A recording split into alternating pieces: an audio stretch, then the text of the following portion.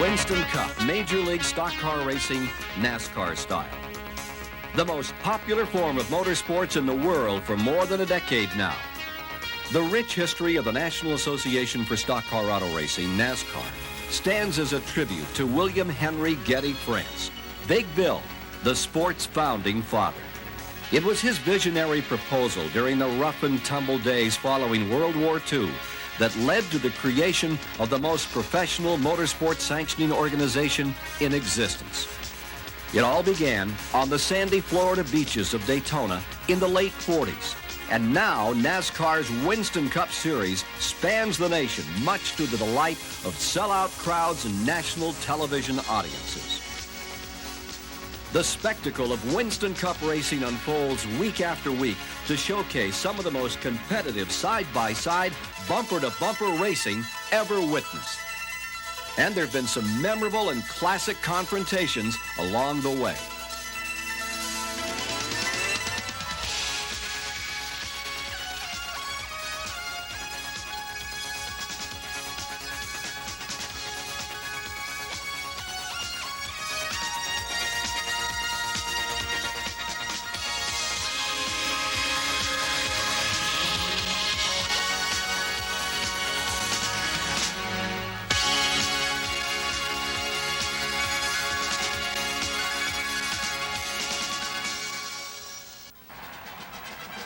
They didn't know what to expect when they came to Daytona International Speedway in 1959 for the inaugural Daytona 500. They only knew that the culmination of Bill France's dream would be unlike anything else they had ever experienced. A 2.5-mile tri-oval with turns banked 31 degrees. As the field filed down pit road, NASCAR Winston Cup Racing was about to enter a new era. The sights, the sounds, the speeds attacked the senses as convertibles, hardtops, and sedans thundered under the brilliant Florida sunshine. The first Daytona 500 ended as no one would have imagined. At breathtaking speed, 3 cars, those of Lee Petty, Johnny Beauchamp, and Joe Weatherly, took the checkered flag in a 3-abreast photo finish. The win was first awarded to Beauchamp, but photographs later revealed that Lee Petty in number 42 had inched out the victory. Beauchamp was relegated to second. Joe Weatherly, a lap down, finished 5th. 20 years later, the Daytona 500 once again found a place in history. The race had come down to a closing lap duel between Donnie Allison and Hoss Ellington's number 1 Chevrolet and Cale Yarborough and Junior Johnson's Oldsmobile. Richard Petty and Darrell Waltrip were running 3rd and 4th with A.J. Foyt back in 5th, trailing by half a lap. On the last lap, Allison led Yarborough, but then on the long back chute, Cale made his move. He dropped low, and so did Allison, and both cars came together. The 2 drivers fought to keep control, yet neither willing to give ground. Finally, both are turned totally out of control and careen into the wall, entering turn 3.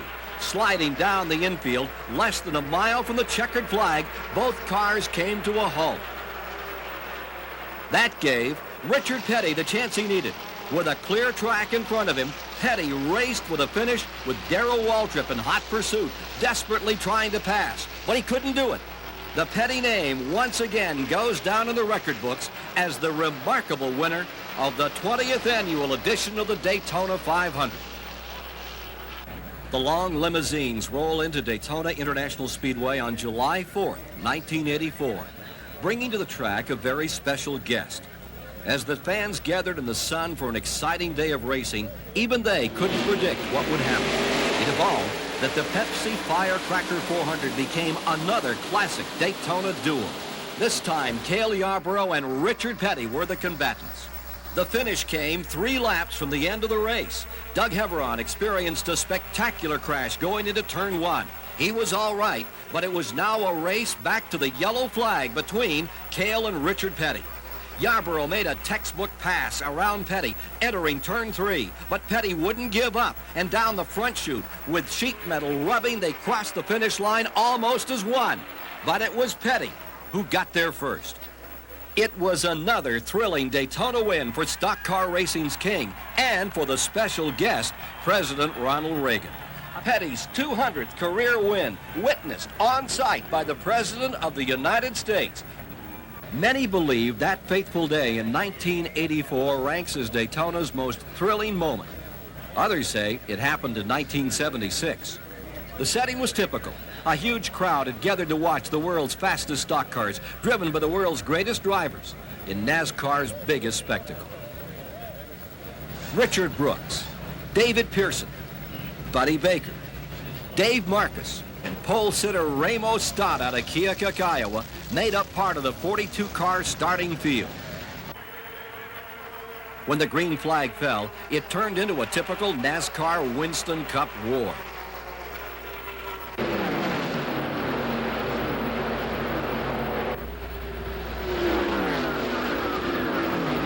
Down the back chute, it looks like New York City at rush hour.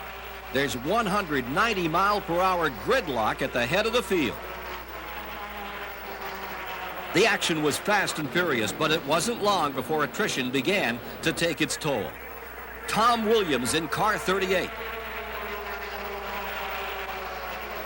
David Sisko up in a cloud of smoke that sends Salt Walther on a spinner. Skip Manning and Johnny Ray.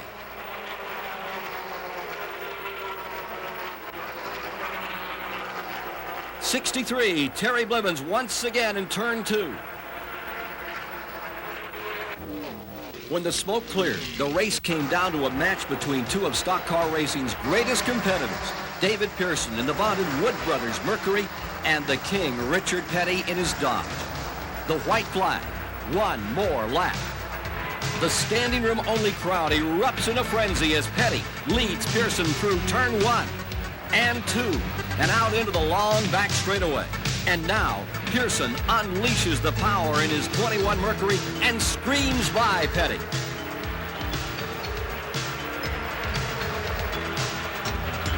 But with a record $343,000 up for grabs, Petty isn't about to give up. He moves back under Pearson, and out of turn 4, the volcano erupts.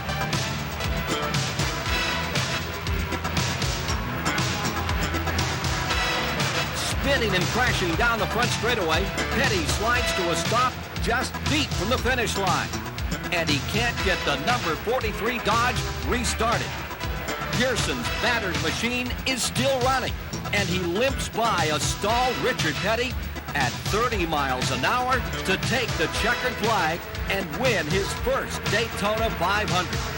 A phenomenal victory for David Pearson in a Daytona 500 many call the greatest ever run. Rubbing fenders and swapping paint has always been a trademark in the rough and tumble world of NASCAR Winston Cup racing. It was no different in 1987 in the special event called simply the Winston, an all-star race just for winners at the beautiful Charlotte Motor Speedway.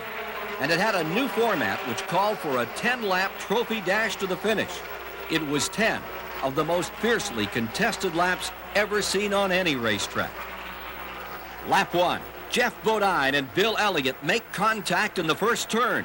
Bodine spins and Earnhardt seizes the chance to take the lead. Elliott recovers and gives chase. And oh, what a chase. It's a take-no-prisoners battle.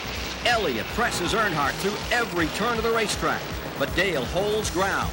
Coming out of turn 4, the two come together again, and Earnhardt is into the grass. In a remarkable display of driving prowess, Earnhardt not only keeps control, but he holds on to the lead.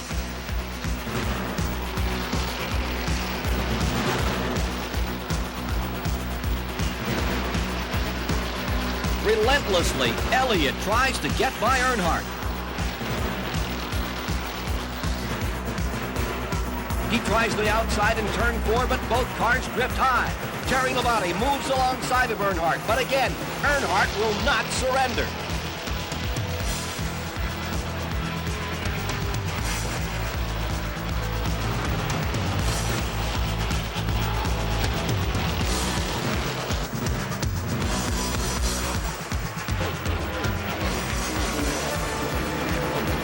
Elliott's hopes for victory are deflated out of turn 2 as he cuts a tire down. Earnhardt continues to pace the field while Elliott has no choice but to go to the pits.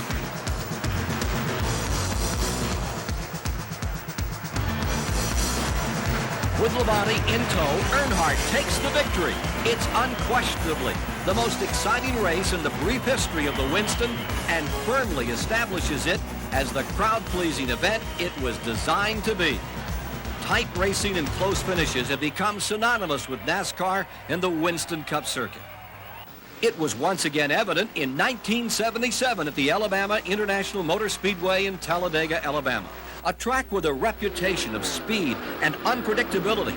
Both played a great role in the Winston 500, a race that's today considered one of the massive speedway's finest moments.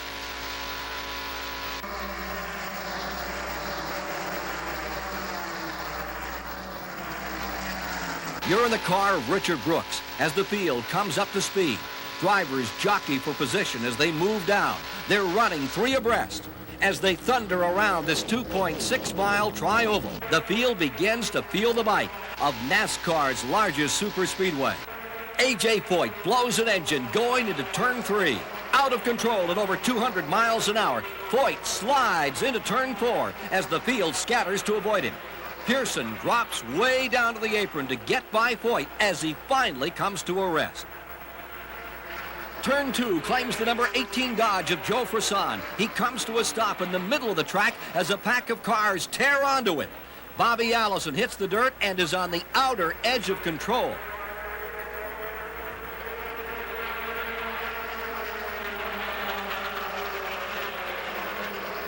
Peter Knabb takes a long slider in turn 4.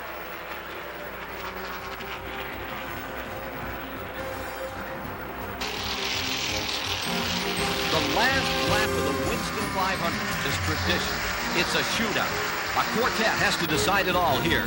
The white and green colors of a young and talented Darrell Waltrip lead the pack, with Alabama's own Donnie Allison running second. Defending Winston Cup champion Cale Yarborough third, with the 1973 Winston Cup champion Benny Parsons running fourth as they come to the line for the white flag.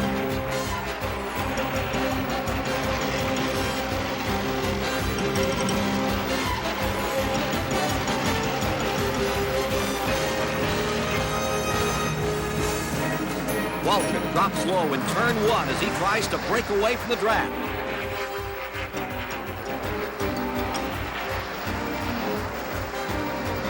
But out of turn 2, they begin to reel Waltrip in. Donnie Allison goes high to pass Waltrip, loses. Now Yarborough comes up on the inside and goes by Allison. Cale moves to the outside of Waltrip. He's over the edge as his tires begin to smoke. Waltrip fights him off. Now Parsons drops underneath Yarborough. They slam together. Out of turn 4 again, Yarborough and Parsons put the wrap on each other for second. Darrell Waltrip pulls away. 3 cars side by side for second at the line as they go through the tri-oval. It'll be Darrell Waltrip winning his greatest race and nearly a dead heat for second between Yarborough and Parsons. It was a startling victory fashioned by a daring move by a great driver who's gone on to become one of NASCAR's true superstars. Darrell Waltrip is no stranger when it comes to last lap heroics. Darlington, 1979, and the running of the Rebel 500. All the stars of NASCAR were on hand. Bobby Allison, Ricky Rudd, Benny Parsons, Richard Petty, along with Waltrip and Richard Childress. Darlington is known as the track too tough to tame, but the field pulls out to see who can master the oldest of the superspeedways. The green flag waves and Waltrip makes his presence felt early as he takes command.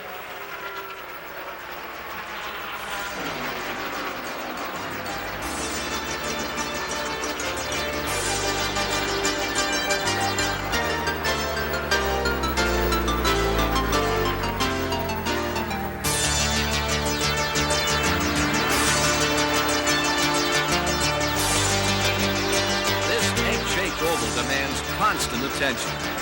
No set of turns are alike as Jimmy Means in car 52 quickly finds out in turn 3. The late Al Holbert spins on the front chute. Heel Bonnet loses it in turn 2. But one of the strangest incidents occurred not on the track, but in the pits. David Pearson left his pit too early before the lug nuts were tightened. And the result? Obvious. The race came down to a confrontation between Waltrip and Richard Petty.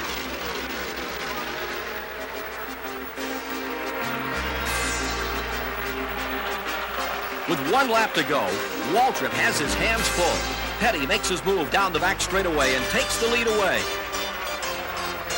But Petty drifts high in 3, and Waltrip dives low to regain the lead. Down the front stretch, Petty looks for an opening, but Waltrip is not to be denied. Darrell Waltrip wins the Rebel 500. With wife Stevie looking on, Waltrip accepts the trophy for his first victory at Darlington as he etches into the record books one of the most glowing moments in Darlington's brilliant history. In 1985, more history was being made, and it started when Bill Elliott won the Daytona 500, the first leg in the Winston Million. Any driver who can win 3 of 4 major races on the Winston Cup circuit, the Daytona 500, the Winston 500, the Coca-Cola 600, and the Southern 500, receives a $1 million bonus from the R.J. Reynolds Tobacco Company. When the Winston 500 at Alabama International Motor Speedway began, all eyes were focused on Bill Elliott.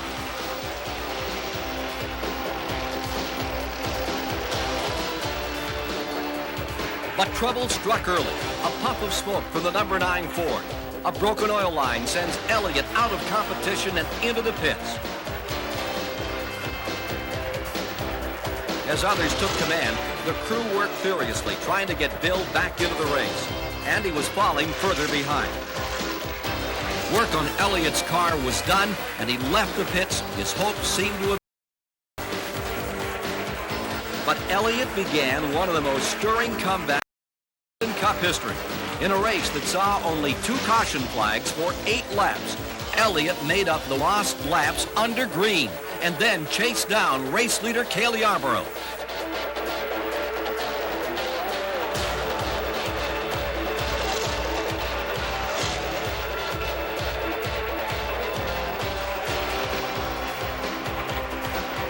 Going into turn 3, Elliott passed Yarborough for the lead as the crowd roared its approval.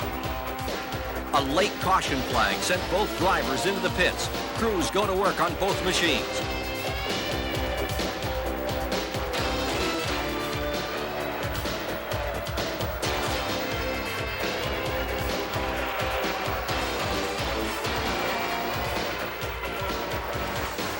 It was Yarborough first out of the pits, and when the green flag fell, again it was Yarborough in the lead. But Elliott was not to be denied. Again, he passed Cale in the 3rd turn, and he never relinquished the lead from that time on. Comfortably ahead, Elliott's amazing comeback was topped with a well-earned victory. As he drove into victory lane, he and everyone else knew he was just 1 victory away from claiming the $1 million Winston bonus in its first year of existence. On Labor Day of 1985, Elliott was again the focal point of attention. With 2 of the 3 wins he needed to earn the Winston Million, Elliott came to Darlington with this special chance to make motorsports history. Just to survive 500 miles at Darlington's a job, but to win requires a touch from Lady Luck. And Bill Elliott needed all the luck he could get. Dale Earnhardt, who held the measure of Elliott, was suddenly taken out of contention as Elliott just squeezes by on the inside.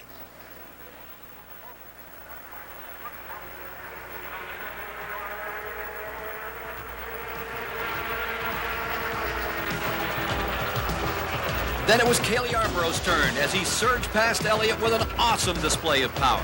Elliott tries to recapture the front spot, but the 2 leaders come together. Yarborough manhandles the Ford and keeps the number 1 spot.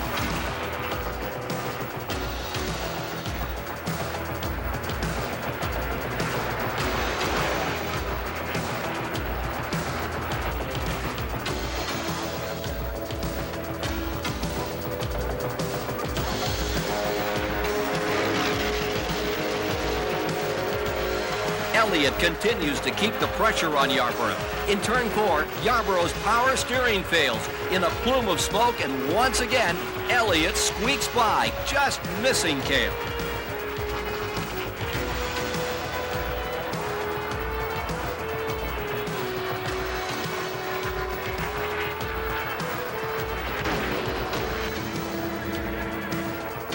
Bill Elliott went on to capture the Southern 500, and the celebration was enormous. A jubilant crowd cheered as Elliott took a lap of honor. And the scene in Victory Lane was bedlam as kisses and hugs and Bill Elliott dollars showered the place. With this win, the smiling man from Dawsonville, Georgia, knew that he would forever be a part of Winston Cup history.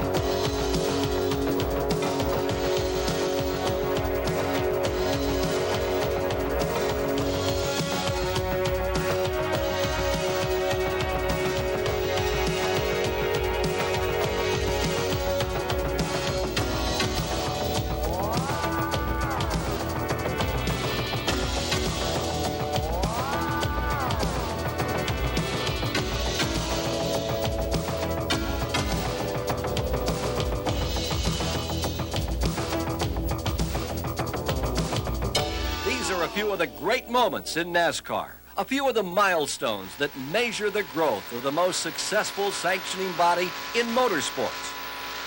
And there are many others, beginning on February 15, 1948, when the first NASCAR-sanctioned race was held on Daytona's Old Beach Road Course, to September 4th, 1950, and the superspeedway era was born when the legendary Darlington Raceway staged the inaugural Southern 500. The magic single-season $100,000 barrier was cracked in 1963 when fearless Freddie Lorenzen, Ford's Golden Boy, won over $113,000. 1965, Darrell Derringer helped Goodyear develop the Interliner tires still used today.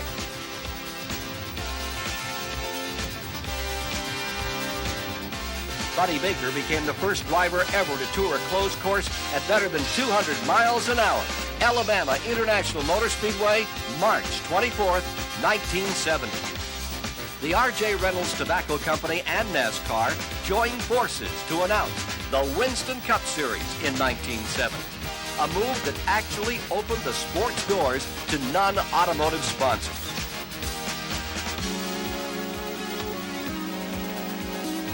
Richard Petty became stock car racing's first driving millionaire when he won his third Winston Cup title in 1971.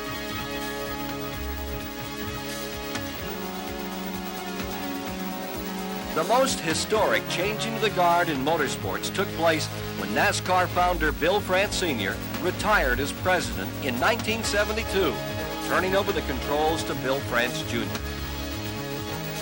NASCAR celebrated its silver anniversary in 1973, a season that saw David Pearson, the legendary Silver Fox, win 11 of the 18 Winston Cup races he entered. Buddy Baker was the first driver in history to win a 500-mile race in less than 3 hours. It was Talladega, 1976. The race, 2 hours, 56 minutes, 37 seconds.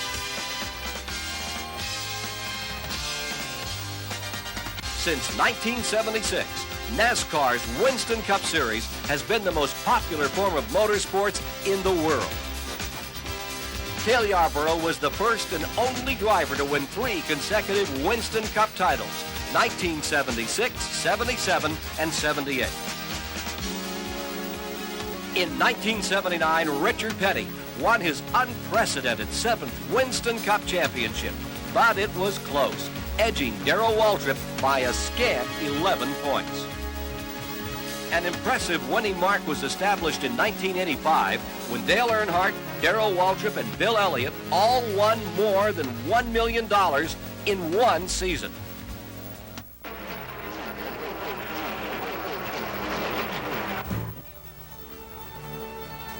It is a rich history filled with color, with drama, excitement, and pride. Great moments from the past to be sure, and there will be more to come. The Winston Cup Series has taken the legacy of Big Bill France and polished it to a diamond luster. and protects it with crusader zeal. The sport today is filled with well-known superstars, and there's a wave of exciting new driving personalities poised for future greatness. Winston Cup Racing, the most popular in the world, and the best is yet to come.